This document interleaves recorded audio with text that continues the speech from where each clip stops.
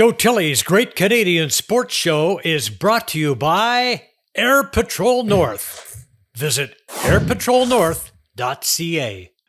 Our special guest today, Darrion Nimrod. He is a young advocate for social change, and he's got his finger pointed at the NFL. Joe Tilley's Great Canadian Sports Show. Coming up!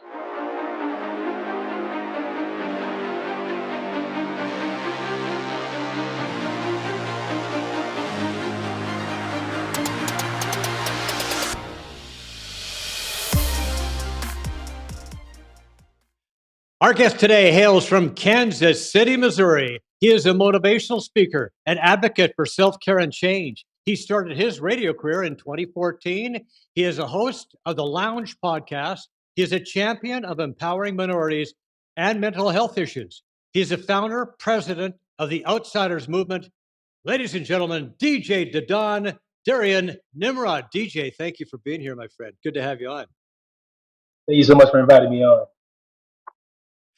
You know, on a recent podcast, I checked out your website and watched some of your podcasts, and you were described as somebody who assists young adults by giving them a safe network, a safe place to network, and to speak on issues including mental health, of course, lifestyle, business, and other things. Let's talk about the Outsiders Movement and what does this name, first of all, signify, the Outsiders Movement? Yeah, so I started this organization when I was 17 years old, and it was just kind of a call of rebellion towards what the world would call for as far as young adults, whether it's you know um, you know falling in line, or older generations kind of felt like we weren't as smart, as creative, have such an impact that we would have that we have currently. And so outsiders was just more of the fact that we're going to think outside of the box, that we're going to start this rebellion of being creative and being advocates for this generation. And that's kind of where it came. So the website says it's okay to be different, right? It's okay to be different. You're not alone on your journey there. Can you expand on those two thoughts? Like, it's okay to be different, and I'm an outsider, but it's okay to be an outsider. Yeah, I mean, it was mainly created for mental health and advocacy. We wanted to make sure that people did not feel left out as they were going through mental health challenges, whether it was depression, anxiety. I think back in 2010, 2013, mental health was still kind of taboo. We weren't as comfortable as we are the next decade with the challenges that come with having mental health. And so, it's okay to, you know, go through these mental health challenges. It's okay to have identity issues. It's okay that you don't fit into this world. Be okay within your identity challenges and make the best of it.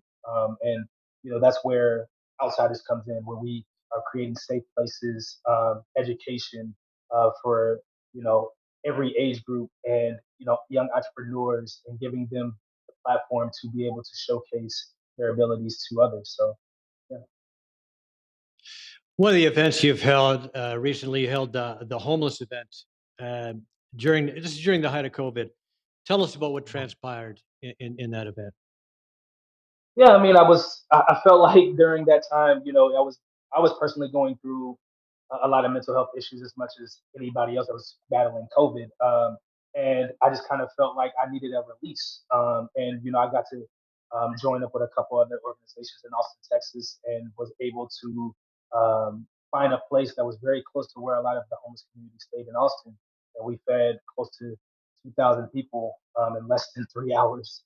We gave them haircuts, we gave them clothes, we gave them food, we gave them resources, and it was really, really organized. If you would think that you get all these people at once, but it was really organized and orderly, and everybody was very satisfied. We had chili, we had clothes, water, and even a couple other nonprofits to help them get more resources for the homeless. So Is Austin home now? I currently live in Miami. Live in Miami. I moved here last year. Needed the beach, so we got a temporary stop here, and in hopes of moving back to Texas here Okay, the beach is nice. Yeah, I like that. So, soon. Let's move on to the Lounge podcast. I listened to a recent one where you had three guests on. You were discussing your all your mental health journeys, and what was the turning point for you? Let's talk about going through that darkest time when suicide seemed like an option, and you went through that, and how did you get through that? Um, it was one of those things where when you again we were in mid with 2010, talking to people, talking to family about it, it just wasn't the most popular conversation to have, and it wasn't the best received. And it gets to a point when you run out of resources, or you feel like you run out of resources. Um, you feel like you have no other option. And unfortunately, that was, I was 17 at the time, and being able to, you know, it was a lot of questioning myself, questioning my worth, questioning my potential, and got to the point where I was actually going to execute the suicide attempt, and praise God that I did not. A lot of fortunate events ended up happening, and I got to build this safe place of outsiders. And when we ended up starting the radio show in 2014, 2015, there was a lot of young adults that were in similar mindsets, vocalizing their mental health journeys, feeling like they didn't fit in, and parents did not know that their children were going through this. And so when they listened to our show, they finally found out that the child were, and they were able to get the help that they needed. Speaking at conferences and being able to speak to young adults and have them feel like we really touched their heart. We're not here to, you know, impress the masses by any means. We just want a couple of people that feel similar, and feel like they need assistance, and we can be there for them. And if that grows, that's amazing. But that's kind of the journey we're on right now. Well, there's a book that I like to read that says in there how dark it is before the dawn, and what you're in that low point, and look where you are now, and how grateful are you now that you're able to be. I mean, you're that guy that just helped all those homeless people, and I get to help a lot of people all the time, and you've reconnected with people who are like yourself, who are looking for a way to look at things differently, and aren't you glad that you you didn't succeed, as you say? Yeah, right. Yeah, correct. I mean, I think that the most creative and successful people have been through similar challenges. You can think about the history of Hollywood, or successful athletes, whatever the case may be. And I will say that it's one of the most difficult battles you're ever going to face when it comes to mental health. And so the people that have surpassed it and have been able to make that as a redemption story, that's amazing. The people that maybe are not as strong, they need a support group. We want to be there for those people. So it's unfortunate that I did not have that at my darkest hour, but I want to make sure that it ends with me. I don't want it to, I don't want anyone else to feel like they don't have safe. And so many people have been to that place where I struggled my way with my own with alcoholism, and I've come to some pretty low spots myself. But you come to that place where it just doesn't. It looks pretty hopeless, but you keep plugging away, and you put one foot in front of the other, and things do get better. And you just never know how close you are to getting past through that dark spot and into the light. So that's so important, right? Yeah, for sure. I mean, I think that it's, when you get to a point of, depression, it just feels like there's a bunch of losses that are compounding each other. And you're not really, and sometimes you might have wins in the middle of that, but it's very hard to see those. And you're only focusing on the negative. But it only takes one positive interaction for you to acknowledge, for you to start kind of building up those good things. And now you can turn those things around. So, it's just more of the fact of, what season you're in, how open are you to surpassing the season that you are in, and surrounding yourself with a support group that's going to want to see you win. And I was fortunate to have that, and I want to be that for other people. There's a quote here from a recent interview you did where you quoted Maya Angelou: "Do the best you can until you know better. Then, when you know better, do better." How do you apply this to your life and now business? Yeah, I mean, I'm still fairly young. I'm 28. I would not think that I know everything.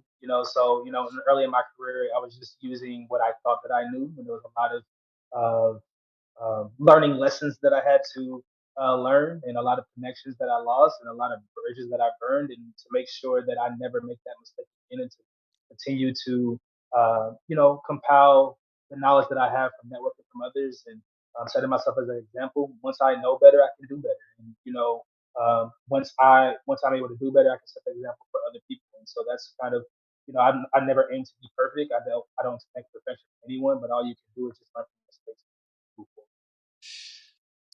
Yeah, and you know what? When you're I guess when you're faith driven, when you feel like you've got some some power, and you feel like you've got some momentum, you could take on some big issues like the NFL, uh, hot Yeah, button issue with the NFL. I mean, this is the juggernaut, right? So, yeah, Commissioner yeah. Roger Goodell, Cowboys owner Jerry Jones, Buffalo Bills owner Terry Pegula, all facing a lawsuit from former NFL reporter Jim Trotter. Tell us about Jim's plight and why he decided to get involved in this. Yeah, so Jim Trotter he's an NFL analyst. Well, he was a former NFL reporter, and he's been tackling issues for young black and brown people for years. And there's been constant conferences where he's trying to figure out, is there any equity when it comes to people of color. And when he questions Roger Goodell when it comes to some of these issues, it's a very vague answer, and there's lack of answers, and it leads to him losing his job. And that's not any surprise, when we're dealing with like Colin Kaepernick situation, and even the initiatives that have been led towards during this time. We got current events where the Bills owner is saying racist comments. We have Jerry Jones that are saying racist comments. And you got to understand that the NFL is 60 to 65% of black and brown people. And so, and then when you think about the viewers, it's similar. We are the majority that watches it. So, how far do we have to go when it comes to performance and support before we start being an advocate on the NFL side, where there's a reciprocity for our issues? Because there are other leagues that don't have these issues. Like the NBA does not have this issue. When there comes to NFL, or when it comes to the NBA and social issues, they are standing at the forefront. Whether it was, you know, all of the police shootings that were happening back in 2020, 2019, or the owner Chris Bellimer that ended up getting fired for his racist comments. We just don't have those issues. But in the NFL, it's just like they stand proud with having these issues, and it has to change. So I'm going to add some context to this. So Pagula reportedly said if black players don't like it, they should go back to Africa. And Jerry Jones, if blacks feel some kind of way, they should buy their own team and hire who they want to hire. Are you surprised by that kind of rhetoric? And what was it? Yeah, by what we hear here? Yeah, I mean, I don't think that I'm really surprised. I think Jerry Jones has said multiple controversial things. And I don't think that it's really surprising. I think what is more surprising is that there's players that will want to play. I think that's the issue. You have your star quarterback that is African American. You have your star linebacker Michael Parsons that is African American. Trayvon Diggs, C.D. Lamb, all these guys that could stand up to Jerry Jones if they feel like, but unfortunately they don't. And there's a lot of factors that can lead up to that. With while the NBA, when I compare the NBA, we have to acknowledge that they get a fully guaranteed contract. They can sit out for a year. They can play all year. Their contract is guaranteed. In the NFL, that they just now started getting guaranteed contracts. And when it comes to someone who's new to the league that does not is not rolling in $40 million a year, they might not have the resources to be able to support. But the stars of the NFL should be able to stand up, whether it's Patrick Mahomes, whether it is Dak Prescott, whether it is the Jalen Hurts of the world. But unfortunately, we don't have that yet, and it needs to happen. So it would be very helpful if some of these guys stood up and and said something. It would be very helpful if it happened like right now. I mean, I think that a little bit too much time has passed. I think when the situation took place, that was the preseason. So, and it's been happening the last couple of years. When those situations take place, there needs to be someone standing there to stand up for it. Even the president of the NFLPA, someone has to stand up for these issues and not just make it seem like it's no issue at all. Because I'm sure it rubs players the wrong way, but unfortunately, there's not a safe place given for them to speak without any penalty. And then you also got to acknowledge there's one minority African American owner in the NFL for the Washington Commanders, Magic Johnson. So therefore there's not multiple owners that they can kind of advocate for their issues and feel like there's no penalty for speaking out. Well, you were on the Monday Mirror Show on Mainstream Sports in Atlanta recently, and you had this to say about the NFL's Rooney Rule. Let's play that clip, Vic. I mean, it was created to cover the tracks, so to speak. It was made pretty early. It was made in 03. So it hasn't often been retouched on. But I know in 2020 they were saying they definitely wanted to establish that they are setting interviews up for minority head coach candidates, minority general managers, execs. And so, they're getting the interviews, but, there's one name that continuously floats around, and, Eric Bieniemy should definitely be he should definitely be a head coach somewhere if the Rooney Rule was definitely something that was effective, if that makes sense. What kind of rule would you drop today to make things a little bit more equal? It's the Rooney Rule is, just creating that rule just kind of acknowledge that there is an imbalance, but it's not really a rule that has to be made. It needs to be a conversation with all of the owners to understand why we are not getting them and why do they feel like black and brown people should not be in those positions. And if they can be transparent about those conversations, we can move forward. But without any transparency, without any honesty, then we cannot move forward. I can pass a rule today, does not mean they're going to follow it. And that's how the Rooney Rule has came into effect. He gave me a rule. I interviewed him. I didn't hire him, but that's what the rule says. So therefore I did my part. And unfortunately, like, no one's challenging that rule. No one's updating that rule to make it prominent. So it just needs to be more of a transparent conversation. And understanding that there are a lot of black and brown people, minority people that can sit in those roles and can succeed. And we just saw our first woman GM for the Marlins just step down. It's 2023. We just had the first woman GM. So it's these situations just need to be more talked about and more accepted. And that's more of the world perception, and that's something that we have to work with as a planet, and not just as an organization to accept. Well, in Canada, the CFL is had numerous coaches, general managers of color, and it's been going on for a long time. I mean, I sort of equate it to the Underground Railroad back in the day when freedom seekers came to Canada to get a chance.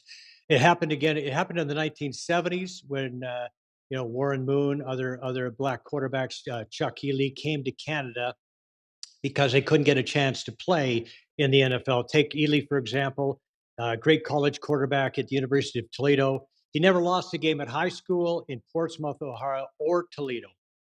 He was named All-American, totally ignored by the NFL.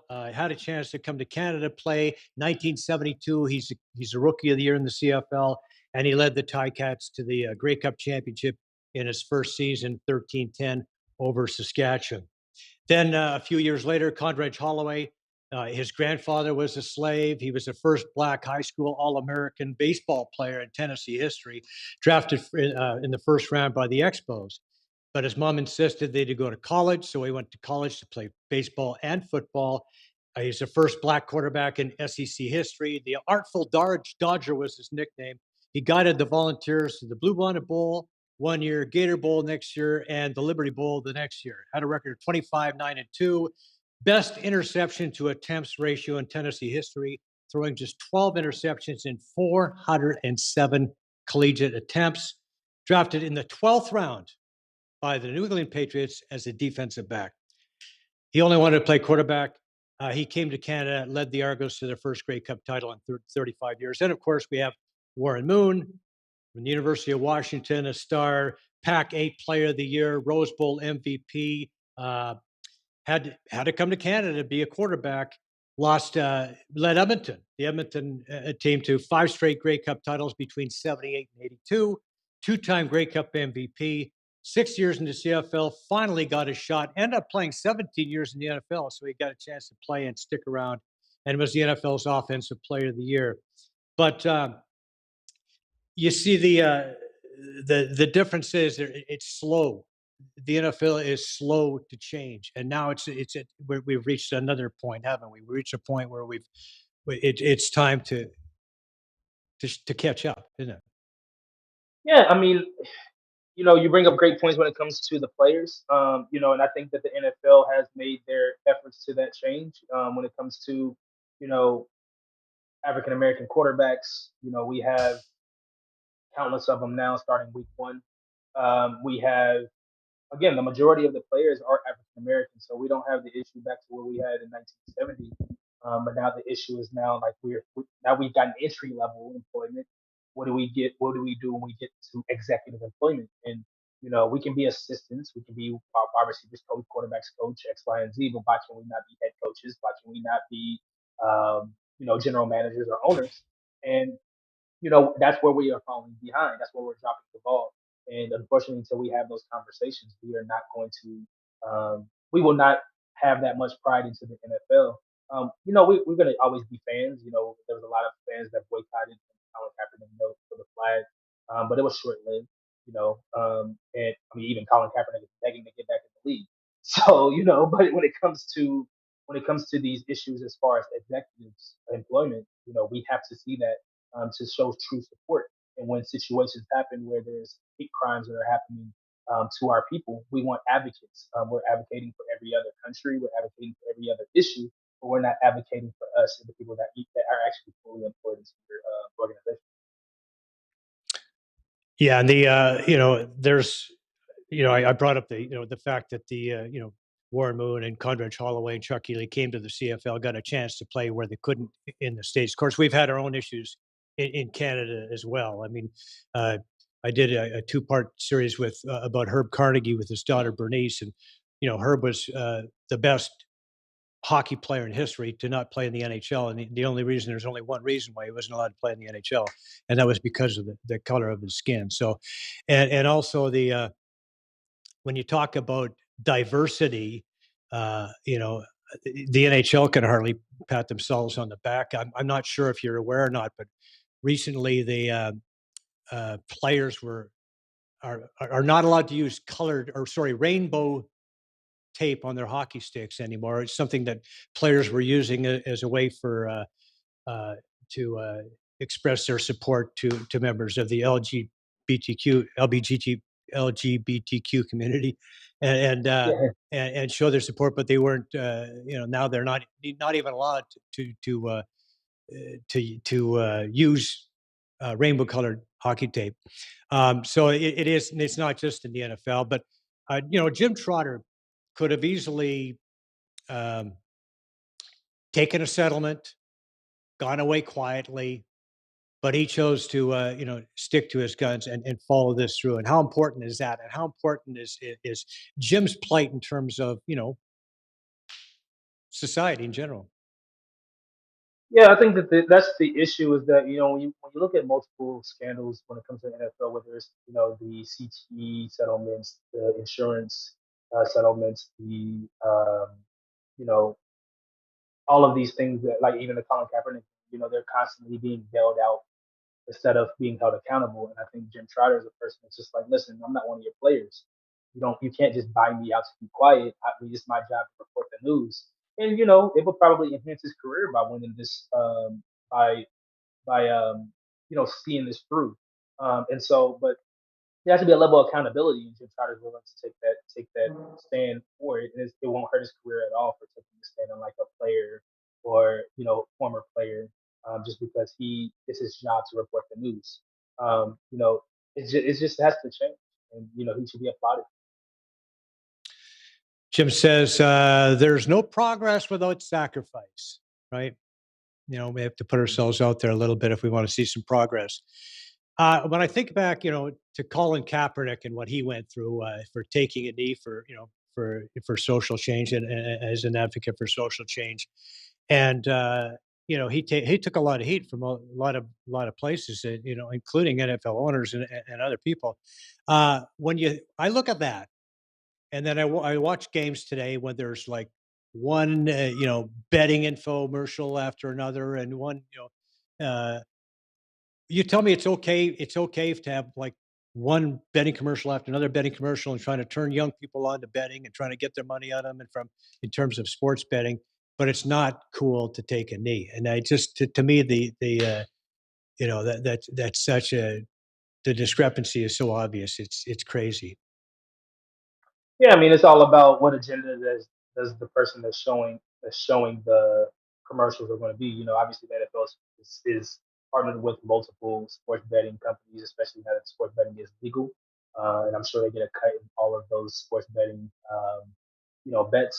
But when it comes to like, if you even pay attention to this last week, that everyone was kneeling for, the Israel and Palestine, war that's going on. You know, that has nothing to do with the United States of America. All due respect, that has nothing to do with the United States of America. And so, to be okay to kneel for that, but not kneel for social justice and change that's happening in our country, it's bothersome. It did Colin Kaepernick a disservice, and it was disrespectful. Just because of the fact that there was a lot of penalty just for him doing that for our country, and we just think we mock it, and instead we're going to go ahead, kneel, and all of this stuff for something that has nothing to do with us. Respectful. Yeah, I mean, he ended up being, I think, he was named the man of the year by maybe one of the major Time, magazines. time. Time, yeah, Yeah, he was. man of the year. Pretty Mhm. cool. Yeah, yeah, because they recognize the silliness of the pushback. It was just it was an excuse. It really was an excuse, but we Yeah. need to be better. What? Okay, so what uh what would you like to see come out of all this? I like to say in a perfect scenario, say 6 months or to a year from now, what kind of policies you want to see the NFL have in place? Where do you want to see Jim Trotter's um, journey end up? I mean, hopefully Jim Trotter's work comes to something. Hopefully he's not eventually going to fold and just take the settlement, or or the NFL is going to blacklist him for all these things. But hopefully he breaks a story. Hopefully it leads to some truth being told. And then no true change is going to happen for another 6 years until the new CBA that's made for the NFL. So where there needs to be a level of accountability, for the owners, and the NFL, and the players need to lead that charge. You got to remember in the early 2000s there was a lot just because they felt like they wanted more pay, or they wanted, like, they will fight hard for pay. But we need to be able to fight hard for everything that affects our lives every single day. And these, like, having ownership position to dictate what they can say and what you cannot say, as a sense of control. And if it's just about you getting paid and that's it, you're going to get paid regardless. And especially since college football is paying you so much money, you don't even have to rush to be pro. So therefore, there's no penalty. It's not as high of a penalty as it was in the past, where you weren't getting paid for your efforts back in college days. So it needs to be a level of accountability. And the only people that can lead that is the players and the fans. Okay, and so where are we going to see the outsiders heading? What's And on the man, listen, agenda? Outsiders is looking great for 2024. We have a couple of social and community events that are coming up, in Austin, Texas. A homeless initiative that's going to be in, Kansas City, Missouri. And then we also are going to be doing some networking parties, in 3 states next year. So a lot of great things are happening next year. We're excited. We're just putting some building blocks together to be ready. So when we go full speed next year, we'll be good to go. So, Okay, final question for you, DJ. What's the best advice you've ever received? oh man, uh, I think that it's just more of like, don't be afraid to fail. Like, there's a lot of lessons in failure. There's a lot of lessons, um, that entrepreneurs have to take, when you're starting out. And if you're so aimed at being perfect, you're so aimed at not making an error, then you're not going to learn any lessons. And the amount of lessons that I've learned in 11 years, has led me to be where I am today. I would do them all over again if it led me to where I am today to be on this show. So I definitely appreciate, you bringing me on the show.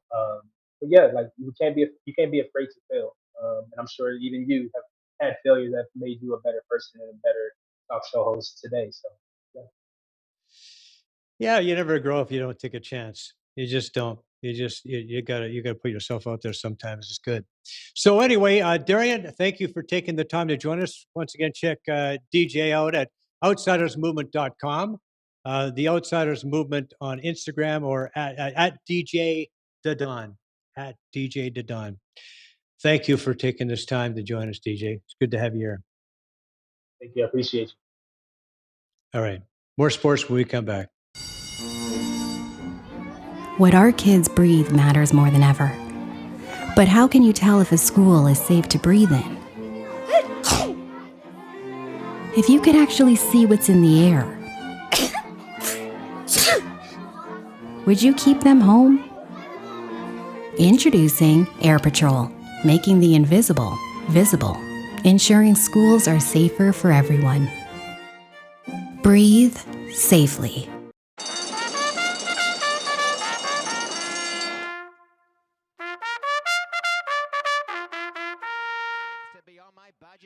My Swiss pick of the week. Last week, I had a strong hunch on the 7th race on Friday's card, Woodbine.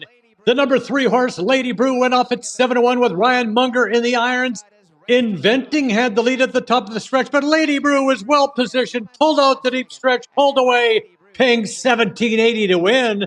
Beyond My Budget got up for second. Steven Sherkop was the winning trainer for JDLP Holdings.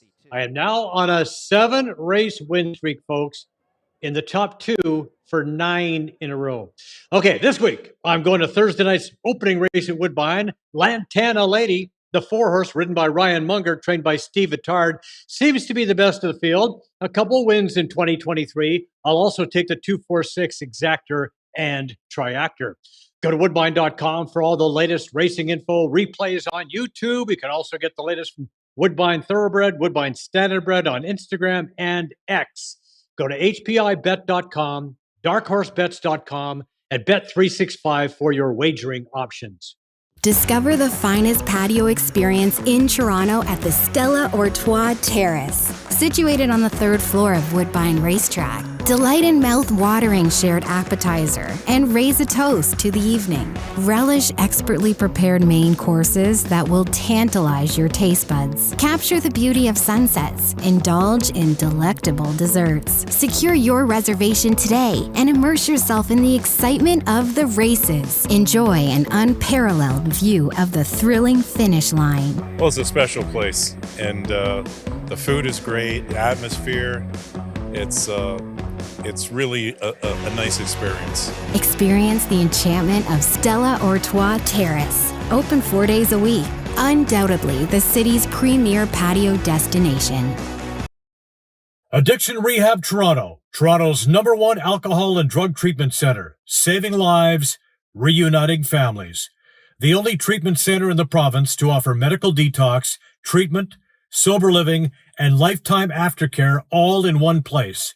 Our unique and specialized programs are designed to equip our clients with the tools to successfully lead a life of dignity, respect, and purpose. Let us help save your life or your loved one's life. Call today for more information or to facilitate an intervention. 1-855-787-2424 or visit addictionrehabtoronto.ca. Attention security seekers. Ready to take control? Introducing Corporate Protection and Investigative Services, your ultimate solution. Retailers tired of losing profits to theft? Our retail loss prevention experts have you covered. Mobile patrol, close body protection, insured door persons, we've got your security needs covered from all angles. Background investigations and civil recovery programs, trust us for thorough solutions. Licensed by the Ministry of Solicitor General, fully insured and bonded. Visit www.corporateprotection.ca or call 1-800-827-1692 for top-notch security and private investigation services. MNP, a leading Canadian national accounting, tax, and business accounting firm. MNP proudly serves and responds to the need of their clients in the private, public, and nonprofit sectors. Through partner-led engagements, MNP provides a collaborative, cost-effective approach to do business and personal strategies to help people and organizations to succeed across the country and around the world. With local offices in Oshawa, Mississauga, Burlington, and more, their team is here to support you. Visit mnp.ca today to learn more. And we want to thank all the folks who make this show possible. These are friends, trusted business associates, and all-around great folks. We highly recommend them all. Thank you for your support of Canadian and local sports. A reminder that the show is available on iTunes, Spotify, Breaker, Radio Public Podcast, Pocket Cast, as well as the Spanglish Network, Zingo TV, and Buzz TV Live. Also, check out the show on YouTube. All of our past great shows are on there. We got some clips on there, some shorts. It's lots of fun. Like and subscribe. It's absolutely free. Thanks once again to Darrion Nimrod for being on the show. Thank you for watching. We'll see you next time. Brian Gribben Insurance Planning, helping you solidify your financial future. At BGIP, what we do that's unique in the marketplace is we show people how to spend and enjoy their money in the early years of retirement without the fear of running out. Also, we're able to do this without you having to change financial advisors. Please look us up at bgip.ca today. Let's book a 30-minute phone call to see how we can bring value to you and your family in your planning. Call Brian today for all your retirement needs. We did. 905-686-5678.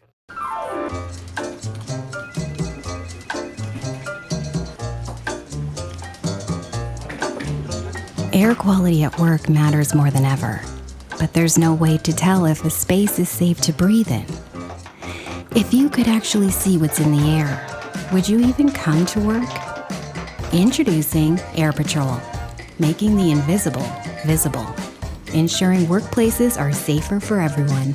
Breathe safely. Rooted in 60 years of tradition, Sleepy Hollow is a private golf club with a friendly community of members just minutes from Toronto. With mature trees and rolling fairways, Sleepy Hollow provides a challenging and enjoyable experience for passionate golfers. Enjoy great golf, amazing dining, and a picturesque patio second to none. Visit SleepyHollowCountryClub.com. Hi there, I'm Joe Tilley. Are you ready for an adventure of a lifetime? Next March, during the enchanting cherry blossom season, join me and my wife for an unforgettable 2-week journey to Japan and South Korea. In Japan, you'll experience the magic of the season as we visit the stunning Osaka Castle against a backdrop of cherry blossoms. Feed the adorable Sikadira Nara Park, glide through picturesque landscapes on the famed bullet train, cruise on Lake Kawaguchi, and witness the awe-inspiring view of Mount Fuji. Relax in natural hot springs and savor a delightful Fuji dinner banquet while dressing in traditional robes. And of course, we'll dive into Tokyo's cutting-edge technology scene. In Korea, dress in elegant hanbok attire and step back in time at Cheongdokgung Palace. Wander through Andong Village, a true glimpse into Korea's rich heritage. Delight your taste buds with the flavors of Korean barbecue. We'll even visit the DMZ area to get a glimpse of mysterious North Korea. And guess what? This incredible journey is all yours for just $54.99, all-inclusive, with direct flights from Vancouver, or $58.99 from Toronto. Book now to unlock up to an extra $1,700 in upgrades and savings. Let's make some memories. Let's explore. Let's travel. Guests on Joe Tilley Sports receive a gift certificate from Classica Imports. Top of the line imported men's clothing. Check out the Classica Essential Collection now. Go to shopclassica.com.